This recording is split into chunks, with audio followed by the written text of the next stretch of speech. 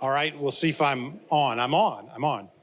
So, given the events this last week, I'm gonna get out of here pretty quick and turn the microphone over to someone eminently more positioned to welcome us to tonight than I am, and that would be Courtney Bond, and then she'll give the microphone to Julie Noel and introduce our great speaker tonight, Harry Hunsicker.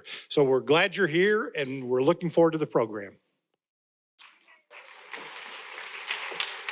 Thanks, David. Good evening, and welcome to Highland Park United Methodist Church in the Rejebian Summer Series. If you don't know me, I am Courtney Bond. I am one of the pastors here in our sanctuary and also down at our day school. And this has been a very challenging week for our church, for our community, and for our state, as we are grappling with the magnitude of the tragedy and the loss that has unfolded in the wake of the Hill Country floods.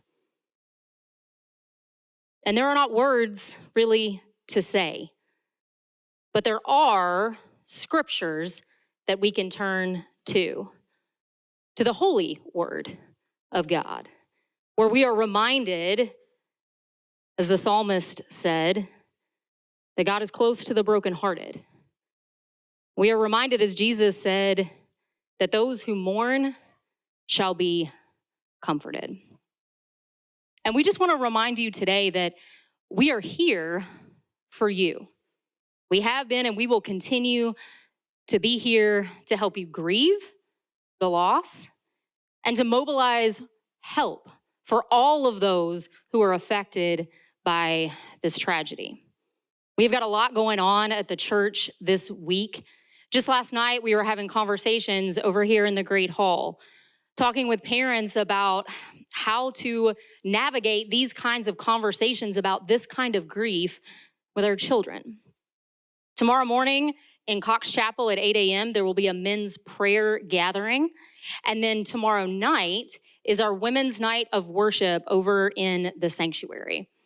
And that was already planned, but we have refocused it to center some time to give us an opportunity to gather and collect donations, to write cards of encouragement and blessing for first responders and for families, and to just spend some time together in worship and in prayer. And in the meantime, if there is anything on your heart, if you have questions about how to get involved or to help, or you just want to talk or pray, please know that I am here and everyone on our staff is here as well for you. But also, we're really glad that you're here tonight. Because I was just talking to someone earlier today, and they said, since everything happened over the weekend, I think I've been up here at the church for one reason or another every day. And I think that's because this is a place of comfort in this community. Whether we're gathering together on Sunday mornings to worship, or we're getting together on nights like tonight to learn and to share as part of a book series. Just to be together in community and to offer the presence of comfort to one another. And that's something that we are going to continue to do in the days and the weeks to come. So I invite you now to join me in prayer. Gracious and loving God, we come before you tonight with heavy hearts. God, we are weighted down with these burdens that we bear, of a tragedy that we cannot explain, and loss that we cannot comprehend. So God, would you be with us? Would you be in our midst? Would you offer comfort to those who mourn? Father God, we lift up in a special way those who are mourning the loss of ones they love. God, would you be close to them and make your loving presence known to them? We lift up the first responders and the volunteers and all of those, God, who are working tirelessly to find those who are still missing, to bring some semblance of comfort and closure to the families. Would you give them strength as they work?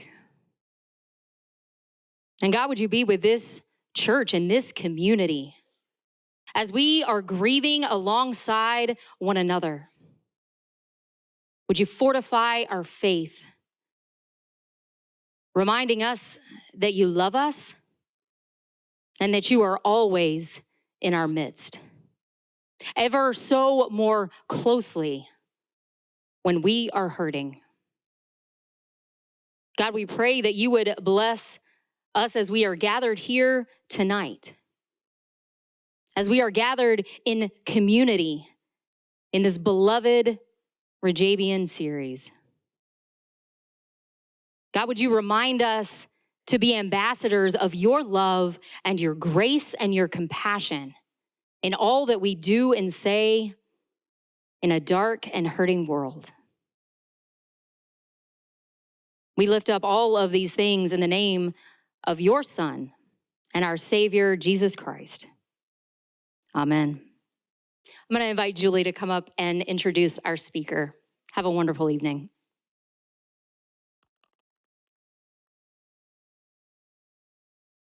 Thank you, Courtney. Good evening, good evening. We're glad you're here. My name's Julie Knoll. I'm a member of Highland Park United Methodist Church and a member of the Highland Park United Methodist Church Rejebian Series Committee. Whether this is your first time here or you come every Sunday or every day of the week, you are welcome. We extend welcome to you and invite you to return. So welcome to tonight's Rejebian event featuring Dallas author Harry Hunsicker. Tonight, we'll hear from Harry about the life and death of Rose Doucette, and we'll learn about Dallas private investigator Dylan Fisher and his connection to his former wife, Rose Doucette, a star homicide detective for the Dallas Police Department. And although he's no longer in the marriage, Dylan Fisher is still on the case as a PI but wait a minute. I'm getting ahead of myself. So let's hear more about Harry Hunsicker before we go on. So Harry's one of us. He's a fourth-generation native of the city of Dallas, and a sixth-generation native of the Lone Star State. He graduated from Episcopal School Dallas. Any ESD grads here? Raise your hand.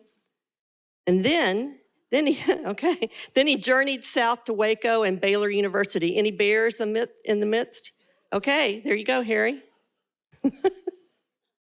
That's where he studied history and political science. Harry's authored 9 crime thrillers and numerous short stories. So in some information I found online, it said that, Harry said you're a self-described rabid movie fan. And he also writes screenplays, and his latest book, The Life and Death of Rose Doucette, was recently shortlisted for a 2025 Thriller Award. So Harry always wanted to be a writer, but it took him until the early 2000s to kind of get started to launch his writing career full-time. He lives here in Dallas with his lovely wife, Allison. Allison, you're out here. There she is. And she's an attorney. We're thrilled to have Harry here with us tonight to share more juicy details about his adventures as a writer and how PI Dylan Fisher found himself working on a case involving his ex-wife here in Dallas. So please extend a warm Rejebian welcome to Harry Hunsicker, to Highland Park United Methodist Church, and to this evening's Rejebian presentation.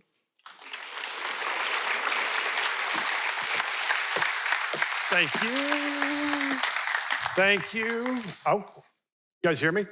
I'm not used to using this thing. I'm used to having a mic, but I'm glad I've got this. Thank you for that warm welcome, and thank you all for having me here to speak to the Rejebian Book Club. This is I am honored to be here. I'm for a couple different reasons. First of all, you guys have been going for 69 years, and I've heard about you my entire life. And I've been a couple times. I'm not a regular attendee, but I have been a couple times. But I know anybody who's done this almost 70 years, you got to be doing something right. And so I am honored to be here speaking to you tonight about my book and my books and about me. And secondly, that's the real thing I'm honored about is when I started this, I never thought I would be up on this stage in a position to be talking about this journey that I'm on and what I do and how much it's meant to me.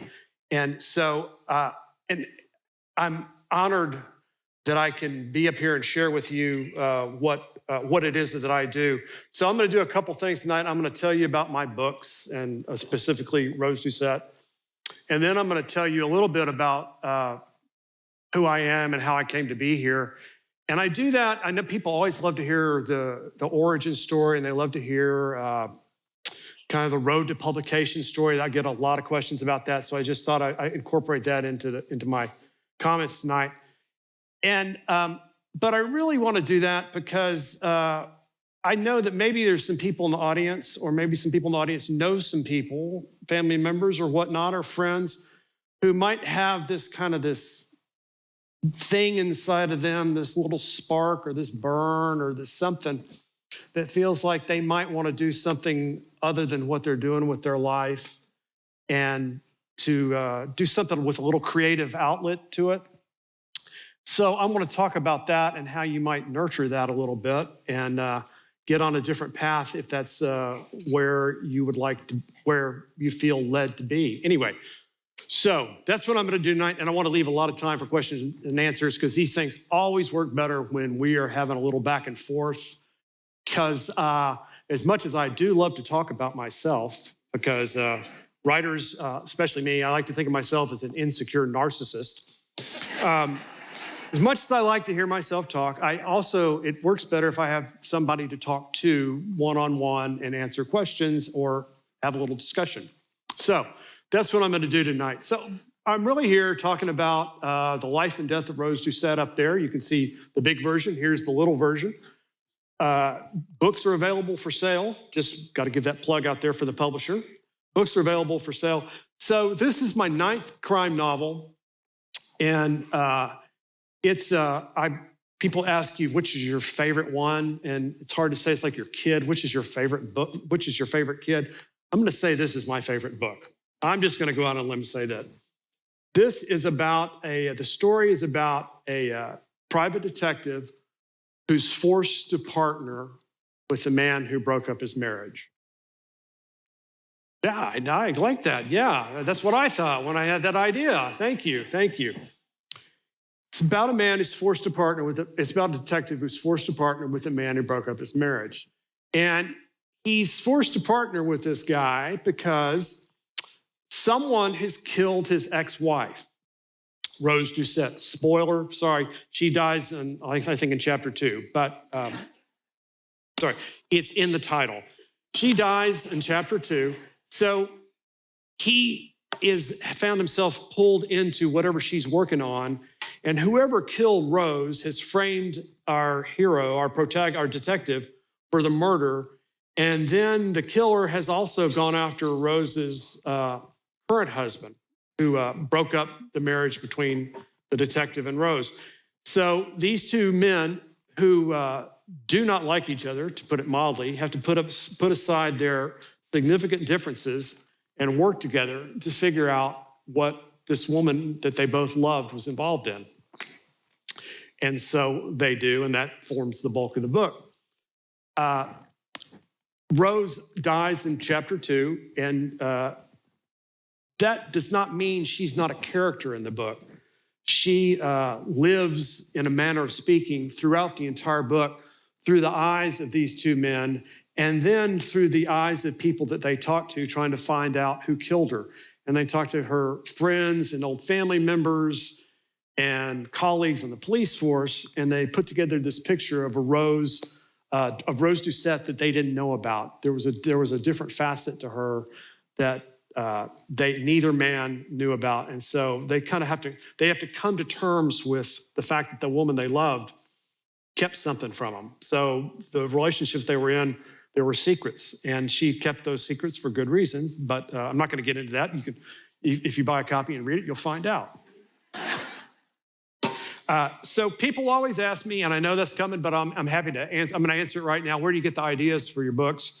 And I'll talk more at length if that's a question that comes up. But the idea for this book, first of all, every time I write a book, I swear to myself, I'm going to keep a log or a journal about daily word output and what I was thinking when I was doing this and where this idea came from and that idea. And just kind of I'm going to write a book, and then I'm going to write a book that goes with the book, the story of the book. And I never do that because that takes away so much energy from writing the book itself. And let me tell you, writing a book, that takes a lot of energy. I mean, it's hard work. It's not like digging ditches for a living or anything, but it takes a fair amount of energy. So I never get around to remembering or keeping track of where the ideas comes from the book. I have for 2 books, I've kept track. I remember where the ideas came from. And then for Rose Doucette, there's a nugget in here, kind of a little plot element in the book that came about. I was talking with my agent about what to write next. We were talking about books and films we like. And so he and I both talked about how much we liked LA Confidential, the book and the movie. Everybody's seen the movie, right? Anybody read the book? Yeah, read the book, okay. They're great movie, great book. This book is nothing like that. I'm just gonna say that right now, nothing like that. But they're great books, really complicated plots, but it's a wonderful ride. They're set in 1950s LA. But there's an element in LA Confidential about 3 police officers from different police agencies in LA County who are corrupt and enemies of each other, and they are all 3 investigating the same murder. And they realize that the murderer is kind of reaching out to them. Whoever killed the victim is coming after them. And so tension builds and bad things happen. And they realize that in order to solve the murder, they're going to have to put aside their differences and work together. And so I took that idea and I said, well, what a book could make that a little deeper? I thought, well, what about 2 men who are married to the same woman? In similar circumstances, they hate each other, but they have to work together. And so that formed the nucleus, I guess we could say, for Rose Doucette. And then the rest of it, I have no idea where it came from. It just appeared one day. I'll talk about things appearing in just a minute. So that is Rose Doucette. I am fortunate and grateful. Gratitude is a big theme in my life these days, the older I get. But I'm grateful that this is my 9th book. As you heard, it was nominated for a Thriller Award by the International Thriller Writers Association. My wife and I went to New York 3 weeks ago for the banquet. We had a great time. I didn't win, spoiler, sorry. But we had a wonderful time, and the book's done real well. I don't keep track of sales because that would make my head explode, but I know the publisher's happy with how it's performing. So that is my 9th book. I've written 8 other ones, and I thought I would tell you a little bit about kind of how I came to write books, to kind of give you an idea of a little bit of the process and kind of what it's like. And maybe if you know somebody that needs a little help, you might.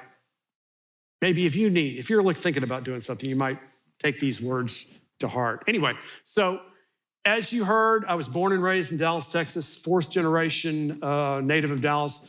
My great-grandmother was born in 1868 at the end of Fisher Road in far east Dallas. Anybody know Fisher Road? Yeah, her name was Fisher. Her family name was Fisher. So that was their road to their farm, which was part of a little village called Fisher.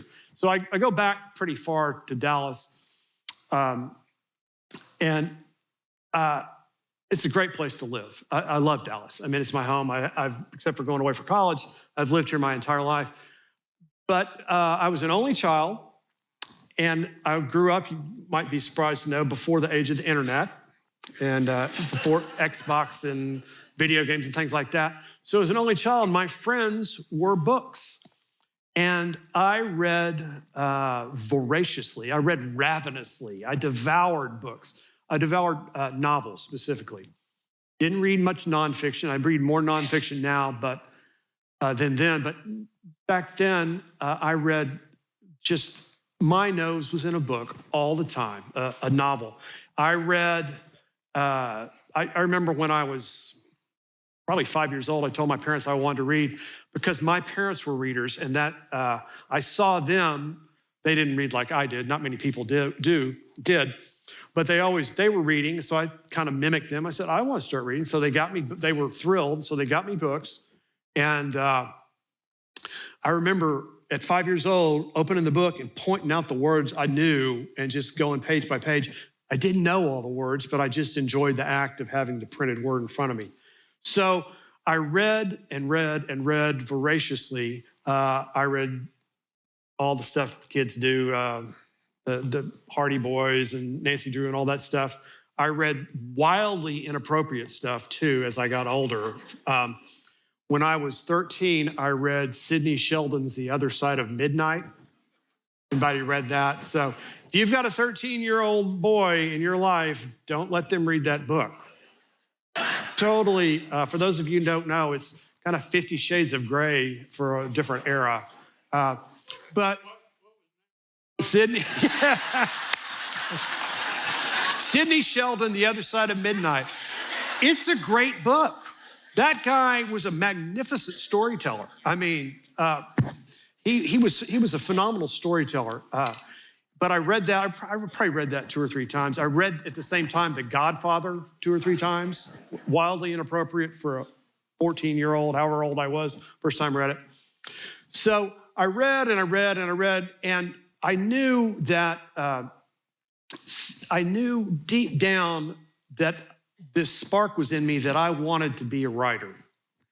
I don't know, I don't remember when that happened, when I realized that, but looking back, I knew from first grade probably that I wanted to be a writer, but I couldn't quite put it into words. I couldn't quite get my head around what that meant because I was living in Dallas, Texas, and I didn't know any writers because Dallas is a wonderful place, but we're big into business, not so much the arts. That's not a slight to business or to arts, it's just the way it is. So I knew from an early age I wanted to be a writer, and I think my family knew I wanted to be a writer because when I was 10 years old, they gave for Christmas, someone gave me a typewriter. And when I was 10 years old was like a long time ago. And the typewriter they gave me was old. And it was the kind, the mechanical kind. And if you did it wrong, the keys would get kind of tangled up with each other. You hit it too fast. I thought this was the greatest thing I've ever seen. So I sat down on Christmas Day and I decided that I was gonna write a screenplay. Now, the little sidebar here, I have no idea what a screenplay is, but I've heard of them. I'm gonna write one. So I got manila paper, which is the stuff you draw crayons on, and I sat down to write my screenplay. My idea was gonna be about, it's Christmas, remember? My idea for my screenplay was gonna be Mary and Joseph and the birth of baby Jesus. Christmas, right? Only my version, Mary and Joseph come to Dallas and give birth to baby Jesus, right? Here's the twist. They come to Dallas, they give birth, Mary gives birth to baby Jesus, and then they all go shopping at Neiman Marcus. Right. So I remember this like it was yesterday. Sadly, the screenplay has not survived the ages. I doubt if it was more than 1 page. Anyway, my point is that was my first time to try to write anything, and I never tried again for almost 30 years. I graduated high school, went to college. I studied, was a history major, as you heard. Thought I might go to law school. Studying is not my forte. I have ADD, and so my brain, it's like a beagle and a squirrel rodeo up in my brain. I'm just going all different ways. So studying is not a good thing. So not easy. Does not come easy for me. So I didn't go to law school. Ended up in Dallas in the real estate business. I was a commercial real estate appraiser for a number of years. And it was a great career, and it enabled me to make a great living. But all the while I'm doing this, I still have this spark inside of me, or this itch, or I don't know what. I just had this thing, and I thought I should be doing something else with my life, not getting rid of being my career, but just there's an avenue that's not being fulfilled in me. So I was, how old was I? Kind of late 30s, and I was fortunate enough, I got married to a woman, Allison, who's here, and she was a big encouragement to me to explore, whatever is itching inside you. And her father was an artist, so she kind of understood the mentality. And it was also around the time of the new millennium. So there's a lot of, and I was hitting 40 too. And so there was a lot of things going on at the same time. And somehow the internet was new-ish. And so I got online and I found out about continuing education program that offered creative writing at a local university that's about 100 yards away from here. At the time, and I think now, SMU has a great creative writing department, a great continuing education department, and they have a great subset of that creative writing department. So I signed up I said, I've got to do this. I mean, I hit that point in your life, and I know everyone gets there or is going to get there, where you realize you only have so many days left in your life. There's more days behind you, or there's equal number of days behind you as to the days in front of you. So I realized that I needed to, if I was going to do this, I needed to move forward. So I signed up for Creative Writing 101 in the Continuing Education Department, and off I went. So this was a pivotal moment. I don't know how to describe it. You'd think a word guy would have better words than that. But I took that class, and it is Intro 101, but it was the first time, other than when I was 10 years old, the first time I had ever tried to write fiction. And I'd been writing nonfiction in my job, my career forever, but it's the first time I'd ever written fiction other than when I was 10. And to say that it was fulfilling is a gross understatement. It felt like a glove that fit perfectly. My hand just slid right into that. And so I took several more classes at SMU. And then I realized that my personality was such that I was going to turn into a class junkie. I was just going to be taking classes and not write a book. So they had a whole program. I took about half the program and stopped. And I sat down to write the great American novel. And I wrote about 100 pages over the course of the next 6 months. Now, they were about a guy named Bob. And Bob was the most boring individual that has ever lived in real life or in fiction. Bob would get up in the morning and drink a cup of coffee and think about what that meant to his life and ruminate. He might drive across town and get a sandwich and think about what that meant to his life. He was boring. He did nothing. So I did what anybody would do. I killed Bob and buried him in a desk drawer. And I sat down, and I'm at a low point right now, right at this juncture, because I know I want to write. I know that I've got a story inside of me, something. And I sat down and I had a look at my bookshelves. And I had a whole huge shelf of writing books, how to write this kind of book, how to write that, the theory of story and all this stuff. But I had shelf after shelf after shelf of novels. And I had a kind of a epiphany looking at those novels. And I realized that none of those were books that could be classified as great American novels. They weren't literary fiction, to use the publishing term. They were mysteries, and they were thrillers. They were spy novels. They were detective books. They were genre books. And I thought, well, maybe this is a sign I should write a book like that. And I don't know for the life of me why I didn't start out thinking that way, but I didn't. So I had this, I had this epiphany, and I realized that I should probably write what I read. And I sat down with nothing in mind. Well, I thought about a couple things. I knew this is a weird thing, and I still don't understand why I'd wanted to do this. But I knew that I wanted to write I wanted a character whose name was tied to the area. Have no idea why I wanted that, but that was in my head. So for a while, I toyed with writing a book about a hitman named Tom Landry. And I thought, well, you know, they're going to run me out of town if I do that. And then I thought kind of a J.R. Ewing thing. And then I thought, whoa, no, wait a minute. That's not the Dallas I want to do. And then I thought, what else is Dallas known for? Oh, yes, the Kennedy assassination. So I decided, with zero expectations, just this is what I wanted to do. I decided to write a book about a private detective in Dallas named Lee Oswald. Right. His name is Lee Henry Oswald, not Lee Harvey.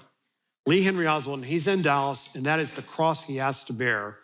And I realized that was a fairly interesting idea, because you can communicate a lot about him just when you hear his name. You can, without any words, you just know he's kind of had a hard life. So I sat down to write a book about Lee Henry Oswald. I call him Hank Oswald, that's what he goes by. And so the previous 6 months, I'd written 90 or 100 pages about Bob. They were hard to write. I mean, I knew enough at that point to know writing is hard, but it wasn't supposed to be that hard. My goodness. So I sat down the next 6 months. I sat down after that period, and I had a name, and he was a private detective, and an opening line came to mind. And I typed it down, and I looked at it, I thought, that's pretty good. And I wrote another line after that, that's kind of good too. And then I wrote a line after that. And from that, this is the strangest thing. It's only happened once before. It was with a short story. But from those few sentences, an entire novel unfolded itself in my brain on day one of sitting down to write. And I wrote what I saw. I wrote at the ending specifically period. I wrote to the ending. And 6 months later, I finished a manuscript that would go on to be my first novel, which is Still River. This is the hardback copy that came out in May of 2005, a little over 20 years ago. So this is the part of the story where I learned about perseverance.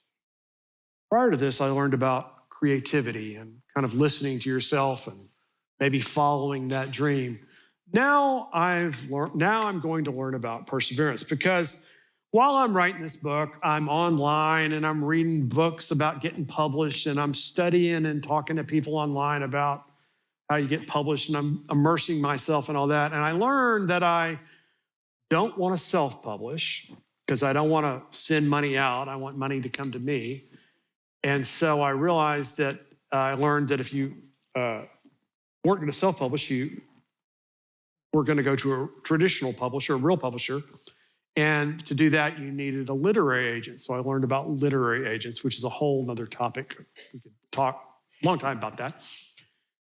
But anyway, the literary agents work off of something called a query letter, which is this business document you send to them, and trying to entice them to read your manuscript and hopefully take you on and try to sell your book. And it's written in the style essentially like the jacket copy of a hardback novel, like the stuff that, when you pick up, you look at the cover and go, that's a good cover, and then you read the jacket copy. That hopefully makes you want to read the book. So it's written in that style. So I learned how to write a query letter, and I wrote one for this book. And it turned out to be pretty good because I entered it, and this is the weirdest thing ever, a query letter writing contest, and doggone if I didn't win. I had also had this book, I also had one of my teachers at SMU read the manuscript for this book, and she said, that's a really good book. That should be published. I can see that being in a bookstore. So I had confidence in both the book and in this weird document you have to send out to agents to get them to take you on. So I sent it out to my first agent.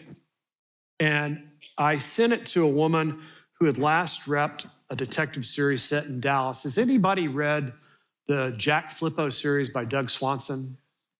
I heard a yes over here. Yeah, okay. Yeah, those are great books. There are 5 of them. They're back in print.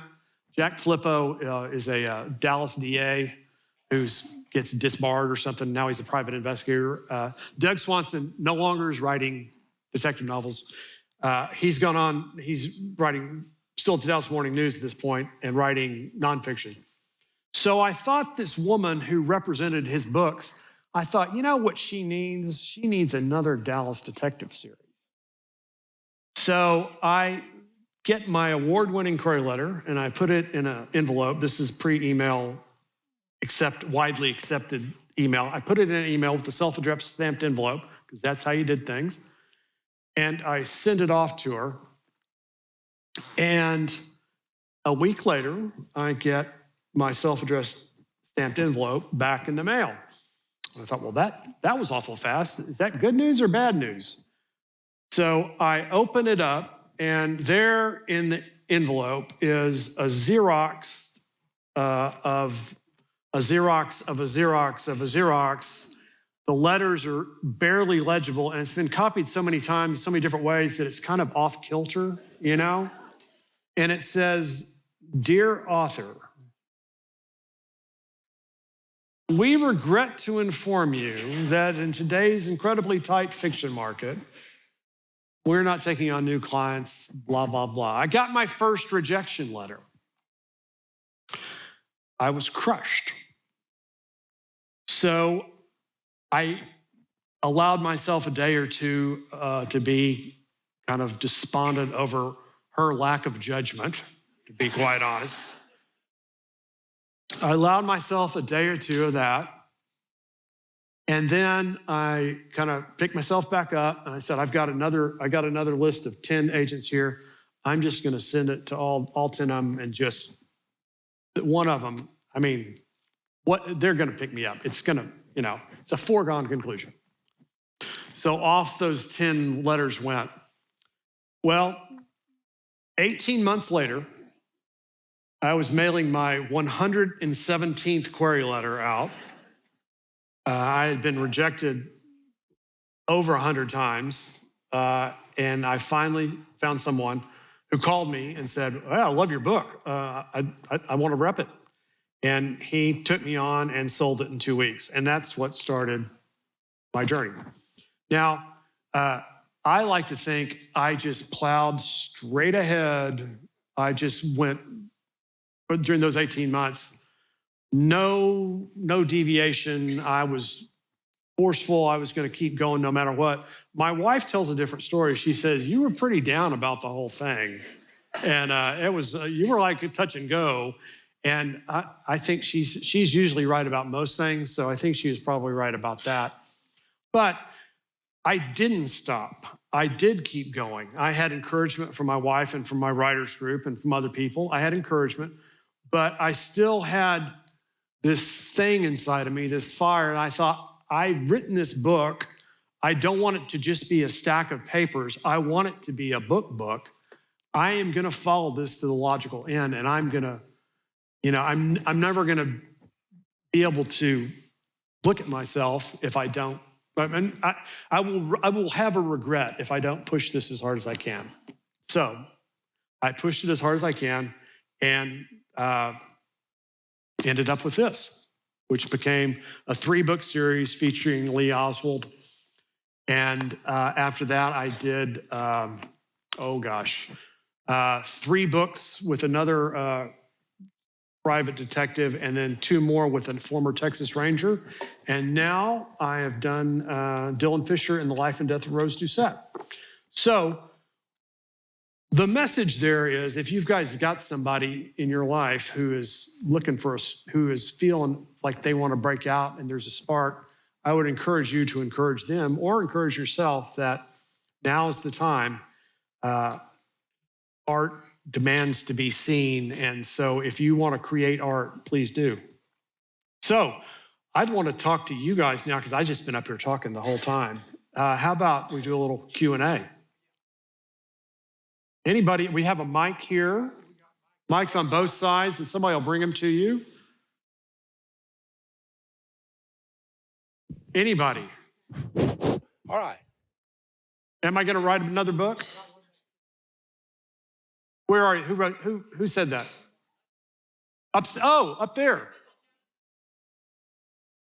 Yeah, what?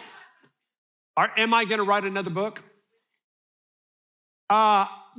I think so. I don't know. I have written another book that is looking for its forever home right now. And it's not this same character. It's a different book. It's a female character from a female point of view. We'll have to see how that works. But I think I might. I like this character, and I like writing about Dallas. Okay, where is it? I don't. The question is, do I still have the original typewriter? I don't, and I wish I did. That would be so cool to have that. I don't know what happened to that thing. It was old. It was probably from the 30s. It was way old. There's been a lot of discussion lately about AI and how it's being used in publishing and other things. Did you ever use it? Would you comment on it, or what are your thoughts? So AI is so new. I don't know how it's going to shake out. I would never use it to write a book. Let me just say that, because it now and in the future, the book is my experience. What AI does is it scans 1,000 books, 10,000 books, and it regurgitates. It says, I want to write a detective novel. And so it scans all these 10,000 detective novels and then goes, okay, here's blah, blah, blah. But it doesn't have the human experience. So, and that's what art is the human experience. It could write a very good technical book, but it doesn't have the soul, and that's kind of new agey or whatever, but it doesn't have the soul that a human writer would have. So no, but it's a fascinating time to be alive to see what is happening with AI. It's every day something new and different. Yeah, hi. We're glad to have you here tonight. Thank you, I'm glad to be here. In order to sell your book tonight, tell us one event, one exciting, just a little tiny tidbit that's in this book. That's in this book. So a tiny tidbit, like a piece of the story, a piece of the story that's in this book. So here's a little trick. Here's a little thing that writers don't like to talk about. They forget what's in their books. I'll pull something out, don't worry, but that's a dirty little secret. I have worked on, I don't know how many short stories and 2 screenplays, and I've just finished another novel that's out. So this one is kind of like, well, oh yeah, I wrote this, didn't I? So I love, when I was a real estate appraiser, my life was in the Park Cities. I grew up where are we right? Hillcrest and Mockingbird. I grew up on roughly at Loma Alto and Mockingbird. And so my world was Park Cities and North Dallas up. When I was real estate appraiser, I started exploring. I drove around to all these different places I'd never seen before. In Dallas, I was like, wow, there's these different sections of the city. So it's a very diverse place. I had no idea. And so I thought it was wonderful to see the variety that was in Dallas. So I tried to include that. I certainly did in this book. And then I tried to include it in Life and Death of Rose Doucette. We have a scene at a bar that is in Deep Ellum, a country western bar. And it might or might not be inspired by a real place that I have been. But in all my books, I try to make the setting a character, because I love James Lee Burke novels, and I like the way they come. I like the way you feel like you really are in Louisiana when you're reading one of those. And I want people to feel like they're in Dallas, because Dallas is a cool place, and I want people to feel like that. So I put that in a lot in this book. But that's as close as something I can get. Sorry. Rose is a homicide detective with the Dallas Police Department. Her husband was a detective with the Dallas Police Department. He quit right after she divorced him. And she filed for divorce out of the blue, just knocked him flat. And he said I can't be around you anymore, can't be around the police department anymore. So he quit, and their divorce became final. And about a week after her divorce was final, she married a defense lawyer named Tito. And I don't want to spoil the relationship that they had, Tito and Rose had. You'll have to read it to find that out. But Dylan Fisher is the detective, and Dylan thought that, wondered if they might have had a thing going on beforehand. So that kind of drives a lot of his anger. And plus, Dylan never got over her. It's been 3 years since they got divorced, but he never got over his relationship with her. He's still carrying a torch for her. So when she comes back in his life and says, I need help with this case, he says, oh, no. But then she gets killed and he is back in it. Okay, I'd be interested. Who's your favorite? Well, we know you like James Elroy, Yeah, obviously. But who are your favorite authors? So and why? I love James Lee Burke. I just read a phenomenal book by a new author I'd never heard of, called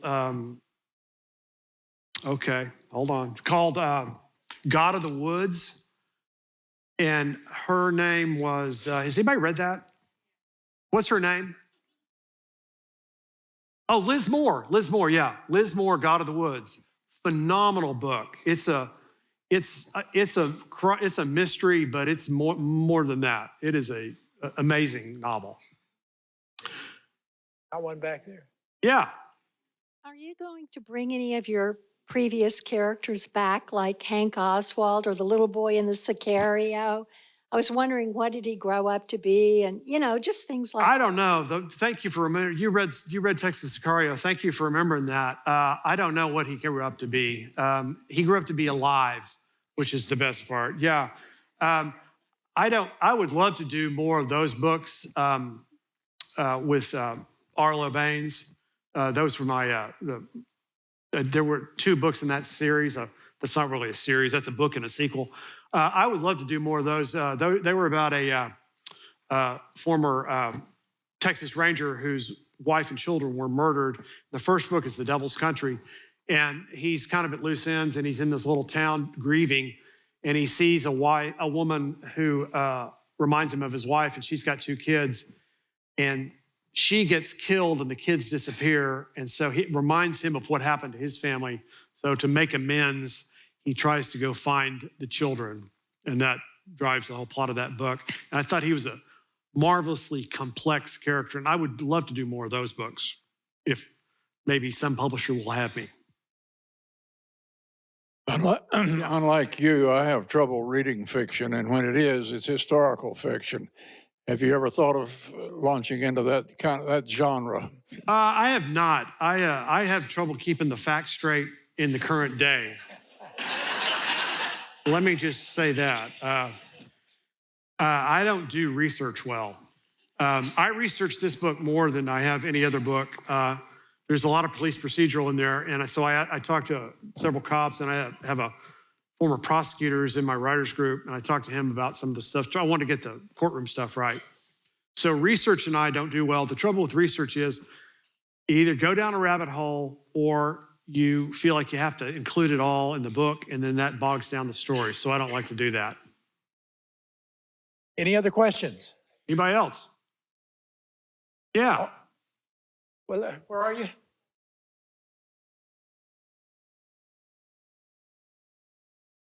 Okay, way back. Okay.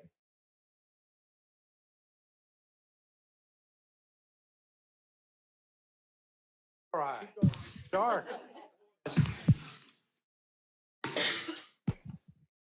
I had a question. Some writers talk about, okay, you know, I go in this room and I'm very disciplined, and from 9 in the morning till noon, I don't do anything but write on my book. I mean, what's your process for writing? Do you have a discipline schedule that you follow, or how do you do it? I have as much discipline as my little ADD brain would allow me, which is not much. No, I do pretty well. I've gotten in the habit of getting up very early and writing early until it's time for lunch. And then after lunch, I'm not very good. And there's it's a circadian rhythm thing. And then in the early evening, I can write and be productive. Now in the afternoon, I can edit and do well with that. But in the morning, and I'm 7 days a week when I'm working on a project. I don't write till lunch on Sunday and on Saturday, maybe only an hour, but I try to write every single day. Yes? A lot of successful people have mentors. Did you have a mentor, and if so, who was it? I've had so many mentors. I've had a lot of friends. I'm fortunate enough to have a lot of friends in the business. Couple of guys that have given me a lot of good advice over the years. Lee Child is one. And then David Morrell, who he wrote a book that became Rambo. I remember one time he and I were at a conference in New York. This was, not 20 years ago, probably 18 years ago. And we had some downtime. We walked around Lower Manhattan for like an hour. And he just kind of told me about, I had a little TV deal working for, I had a TV deal working for these books. And he told me what to watch out for and what to go for and what not to go for. And very, very forthcoming with his time and wisdom. And he's had a lot of wisdom. He created Rambo. So I've been very fortunate to have that and a number of other people that have kind of guided me. Oh, yeah, over here. We have one right here.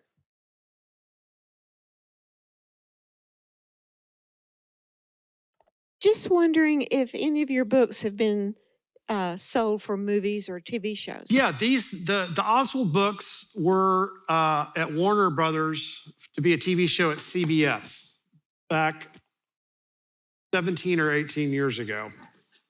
And they're not on TV now. So that didn't happen. It was really exciting for a while. They wrote a pilot script based on, I think, the third book. I don't know what it was based on, to be quite honest with you, because I read it and I thought, this is a great pilot script. I'd like to read the book it was based on. Had nothing to do with anything. So the whole thing about these books is about a detective in Dallas named Lee Oswald. So they had a detective named Lee Oswald in Los Angeles. And he had a boss who was a woman who hung out at her pool in a bikini, and that was the pilot script. I thought, well, okay, whatever, sure. That's not my book, but all right, you know. And then The Devil's Country was in development, or was optioned, and was people were working on it to make it a movie, and then COVID happened. So that's it. Any other questions? Anybody else? Rod's got another one. Here you go. Pardon? You're on Amazon. Yes, sir, I am on Amazon. I am. All 9 books are on Amazon. Any others? Yes, got one. In Stephen King's book titled On Writing, Yeah, he discusses the writer's need to kill their little darlings. right. The little darlings being something they've written that they think so incredibly brilliant, they have to read it over and over again out loud because they're so immersed in the brilliance of what they've just written. However, they realize that what they've just written just doesn't fit with what they're working on. Have you ever experienced that? And in the course of that, have you kept those little darlings and put them in a file somewhere to be used later? I've kept the darlings, put them in a file, and then never looked at the file. Yes, that's a great book. I've read that 3 times, On Writing 3 times. Phenomenal book for anybody who wants to write. And he's right, you should kill your darlings. If it gets too precious, it needs to go. If it doesn't serve the story, it needs to go. Any others? Okay, got one. You know, there's so many, all the true crime stories and the little crime miniseries on Netflix and all that, and lots of crime novels. Why do you think the audience is so interested in crime stories? In what? In crime stories. Why are people interested in crime stories? Why do people watch Law and Order? I mean, people like crime stories and Law and Order, I think, this is my opinion, because there's a completeness to it. And I think in our real lives, we don't have a lot of completeness. The bad guy does get away with it. And I think we like crime stories where the bad guy gets caught. That's how it happens in Law and Order, usually. And in mine books. Oh, no, yes, we do.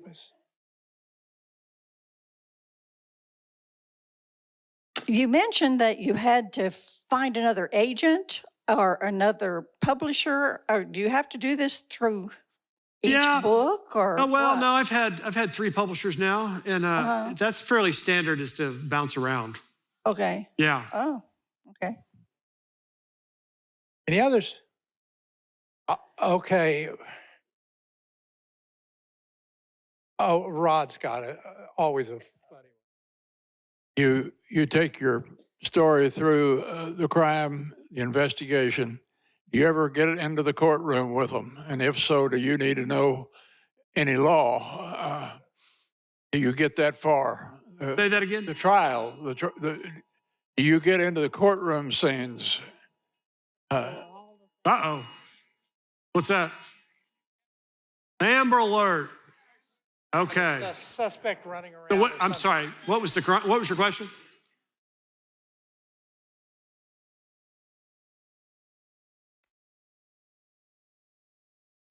A little bit in this one, yeah, I do. There's some courtroom scenes. I'm not a legal thriller writer by any stretch, but I have some scenes in a courtroom in Life and Death of Rose Doucette.